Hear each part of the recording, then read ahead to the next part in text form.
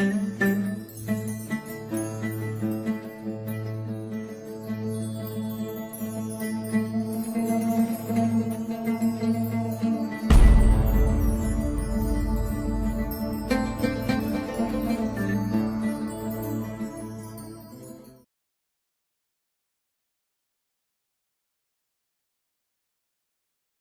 kita ingin merubah satu bangsa, bukan sistem yang kita rubah atau orang-orang yang di atas yang kita rubah, justru orang-orang yang di bawah.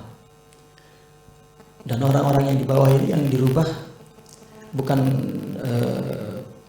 kelompok-kelompok tertentu atau pemikirannya atau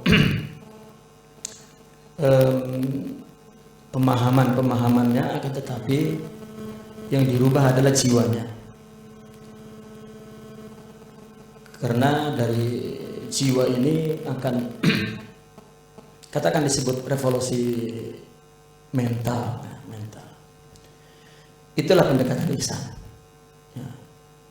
Maka perubahan apapun yang dilakukan oleh media-media atau organisasi-organisasi atau jamaah-jamaah yang baru ini tanpa melalui pendekatan ihsan, yang ada adalah kegagalan, kejumudan, bahkan boleh membawa kepada ekstrim. Contohnya Rasulullah SAW di Mekah, kalau kita ungkapkan dengan artinya bahasa yang kemudian, karena di zaman Nabi tidak ada istilah terminologi, baik itu berkaitan dengan pendekatan dakwah atau ilmu-ilmu keislaman, adalah pendekatan iqtidah qudwah, ihsan. Sehingga pun ada orang yang menilai bahwa kenapa orang Nusantara ini mudah sekali terpengaruh dengan pemahaman baru, budaya-budaya yang bukan Islam dan lain sebagainya. Itu justru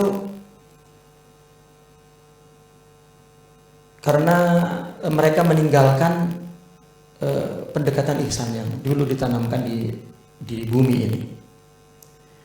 Kalau kita melihat sejarah, bahwa sejarah Islam secara umum dan juga sejarah Islam secara khusus di Nusantara, kita ini mempunyai dua masa lalu, ya. Dua al-madhi, ada yang mengatakan dua al-amsi, dua masa lalu. Masa lalu yang ba'id, itulah masa lalu kita, yang perlu kita kembalikan semangatnya, mentalitinya, yaitu pendekatan ihsan, ya. Yang kedua masa lalu yang qarib, masa lalu yang baru kemarin, itu dimulai dengan kebangkitan Eropa Barat, kebangkitan dimulainya dengan penjajahan, ya. Kita dijajah 300 tahun, itu cukup lama, ya. Mereka mau merubah ideologi kita itu perlu waktu 300 tahun, ya. Dan itu pun tidak berhasil. Sekarang mereka memasukkan penyakit-penyakit di Timur Tengah ke sini, ya. Adu domba melalui firqah-firqah, jamaah-jamaah Islam. Kita lihat Sukutul Baghdad dulu, datangnya Mongolia Tartar, ya, masuk orang-orang ateis masuk ke Baghdad. Itu sebetulnya disambut oleh saudara-saudara kita yang membuka pintunya adalah saudara-saudara kita dari firqah yang tadi kita sebutkan, ya, katakan Syiah, gitu. Dan kalau kita pun ekonomi kita sekarang akan dikuasai oleh, ya, meskipun dalam perjalanan perkembangan ekonomi kita akan bangkit setelah ini, katakan setelah yang sekarang sedang berlaku, itu pun berkenaan dengan firqah itu, kelompok itu. Maka tidak ada jalan lain, dunia yang damai adalah Nusantara ini, karena Islam di sini ditanamkan dengan ihsan. Jadi masa lalu yang jauh, kalau secara umum masa lalu yang jauh sejarah kita ini adalah zaman Nabi. Dan masa lalu yang jauh bagi bumi Nusantara ini, ya katakanlah mulai abad 9 sampai abad 16. Ya, mulai abad 13 kita pertama adanya kepemerintahan Islam. Ada peradaban Islam, dan itu puncak kejayaan kita. Siapa bilang kita ini lemah ya, dengan ihsannya itu? Tidak ya. Sehingga ada Melayu Islam, ada tulisan Jawi, ada bahasa-bahasa Islam yang diterjemahkan ke dalam bahasa lokal. Itu merupakan bahwa Islam begitu merasuk ya, ke dalam jiwa Nusantara. Namun penjajah mencoba dengan kekerasan dan seterusnya, akhirnya mengambil wasilahnya adalah ghazwul fikri. Nah, mulai ya, penyakit-penyakit di Timur Tengah pun dimasukkan ke sini. Mencoba membicarakan Islam dengan kekerasan, membicarakan Islam dengan perselisihan, dialog. Ya, ini yang membuat kemudian umat Islam menjadi lemah. Jadi kelemahan kita ini kembali kepada masa lalu yang kemarin itu, yang dimulai dengan penjajahan. Ya. Contohnya ilmu yang dibawa ke dalam umat Islam dengan sanad dan akhlak yang disebarkan itu dengan iktida. Ya, sekarang diganti dengan sistem-sistem sekuler yang tidak ada sanad dan tidak ada iktida. Maka Islam itu tidak mendalam. Maka satu-satunya jalan kalau kita ingin kuat, terutama yang sesuai dengan jati diri kita, adalah pendekatan ihsan. Kita mesti waspada bahwasanya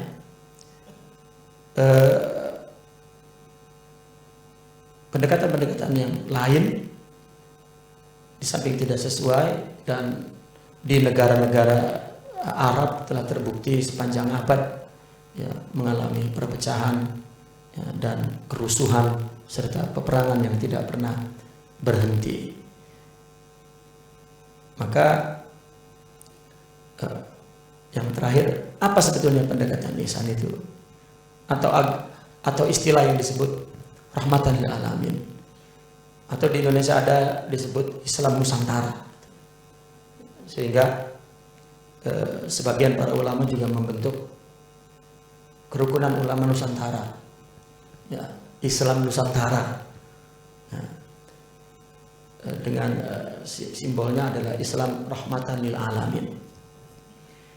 Adalah Islam yang disampaikan melalui qudwah, melalui iqtida ya, keteladanan gitu. Keteladanan akhlak, artinya Islam yang damai itu kan yang sering kita, Islam rahmatan lil alamin, Islam yang damai, Islam qudwah adalah sebetulnya Islam Nusantara, Islam tasawuf. Artinya mereka tidak boleh berdakwah kecuali di dalam dirinya telah memiliki akhlak. Karena ada ungkapan 1.000 satu orang yang memiliki jiwa yang mulia mampu merubah 1.000 orang, tetapi 1.000 perkataan orang belum tentu merubah satu orang. Contoh dulu ulama kita mengangkat sultan adalah yang disebut zillullah. Itu zillullah istilah lain dari al-insanul kamil. Kalau di Jawa ya jalmalinungi. Artinya yang memiliki center, pusat akhlak. Dia menjadi pusat akhlak bagi masyarakat. Dia artinya Islam rahmatan lil alamin, Islam Nusantara, Islam yang pendekatannya adalah dengan jiwa, dengan akhlak, dengan kasih sayang. Orang jika tidak memiliki kasih sayang ini sebetulnya akhlak yang tertinggi. Kasih sayang ini sebetulnya sumber akhlak dan akhlak yang tertinggi. Kalau tidak, Nabi tidak mengatakan wa ma arsalnaka illa rahmatan lil alamin, innama ana rahmatul muhda, sama dengan innama bu'istu li utammima makarimal akhlak, innama ana rahmatul muhda. rahmat, akhlak. Kasih sayang adalah sama saja. Al-Quran juga menyebut fabima rahmatin minallahi lintalahum. Allah menyebutkan agama ini rahmat. Fabima rahmatin minallah. Maka dengan rahmat ini agama, maka berlemah lembutlah. Lau kunta fadzal ghalizal qalbi lan faddu min haulik. Dan penyebarannya adalah dengan kasih sayang. Artinya orang apabila memiliki akhlak ya, yang lahir dari sikap, dari perkataan, dari perbuatan, dari tindakan adalah akhlak, dan itulah bentuknya kasih sayang. Bentuknya kasih sayang. Namun orang-orang di Arab tidak memprediksi bahwa kerohanian di Nusantara ini, kalau kita katakan jauh lebih tinggi ya, di abad-abad terakhir ya, katakan di Arab yang menulis tentang hakikat Abdul Karim Al-Jili katakan itu yang terakhir. Itu sebab Abdul Karim Al-Jili ini tidak ada yang mengkritik, karena para pengkritik tasawuf hidup sebelum beliau di dunia Arab. Setelah beliau lahir tidak ada yang mengkritik. Itu sebab buku Al-Insanul Kamil Abdul Karim Al-Jili itu sangat akrab dengan jiwa Nusantara. Saya melihat manuskrip di Wali Songo katakan ya, semua merujuk kepada Insan Kamil, karena kehidupan Abdul Karim Al-Jili ini di awal berdirinya Kesultanan Nusantara di abad 13 ya, beliau wafat 12 sekian, 1200 sekian. Di Banten sendiri Raja Banten yang keempat membacakan kitab Insan Kamil di istana ya, artinya bahwa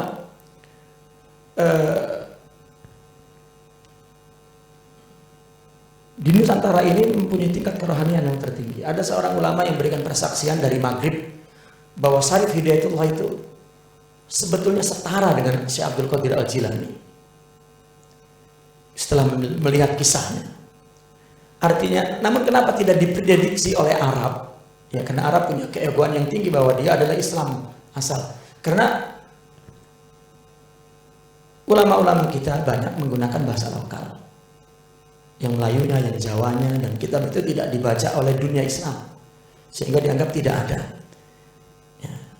Di sebelah bagian lain di Persia, buku tasawuf banyak bertuliskan bahasa Persia, tetapi mereka kemudian menerjemahkan. Imam Naqsabandi itu banyak Persianya diterjemahkan ke Arab. Syekh Abdul Qadir banyak buku Persia diterjemahkan ke Arab, dan banyak ya. Tetapi di sini tidak ada yang diterjemahkan. Di keraton Cirebon misalnya, melimpah-limpah itu manuskrip dengan tulisan Jawa ya, yang berisikan tentang pendekatan ihsan, penanaman tauhid dan kasih sayang. Singkatnya, orang yang tidak mempunyai akhlak tidak boleh berdakwah. Itu di abad-abad dulu. Karena tidak dapat memberikan apa-apa, faqidu syai' la yu'tih. Orang yang tidak memiliki apa-apa tidak dapat memberikan apa-apa. Orang yang punya sayang menyayangi, orang punya sabar menyabari, orang punya syukur mensyukuri, orang punya ridho meridhoi.